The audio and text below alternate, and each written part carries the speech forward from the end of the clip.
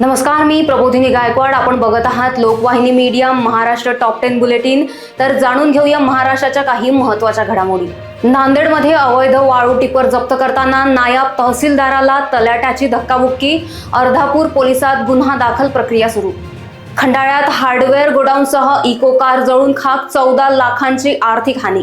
पनवेलमध्ये मनोज जरांगे पाटील यांच्या हस्ते मराठा भवन उद्घाटन. सकल मराठा समाजाच्या नेतृत्वात मेळावा आयोजित. वर्ध्यात आई वडिलांच्या सततच्या वादातून नैराश्यात गेलेल्या 18 वर्षीय नक्षत्राने विषारी वायू घेऊन केली आत्महत्या. कुटुंबात शोककळा.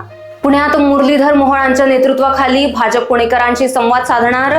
महापालिका निवडणुकीसाठी वचननामा तयार. सांगलीत ईश्वरपूर प्रभाग 13 मध्ये महायुती उमेदवाराच्या घरासमोर करणी सदृश्य साहित्य ठेवून खळबळ. अज्ञात व्यक्तीच्या कृत्यांवर चर्चांना ऊत. सोलापूर बार्शीत मोबाईल दुकानात कोयत्याने दहशत. आरोपी बबलू कसबे पोलिसांच्या ताब्यात. शस्त्र बाळगणे व दमदाटीचा गुन्हा नोंद.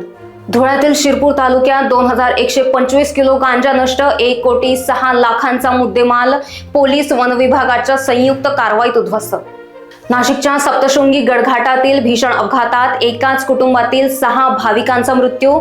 पिंपळगाव बसवंतच्या पटेल परिवारावर काळाचा झटका. अमरावतीच्या शिरजगाव मोझरीत बिबट्याचा धुमाकूळ. श्वानांच्या पिल्लांची शिकार. शेतीचे काम ठप्प. वन विभागाचा ड्रोनद्वारे शोध. तर यासोबत बघत रहा लोकवाहिनी मीडिया. नमस्कार.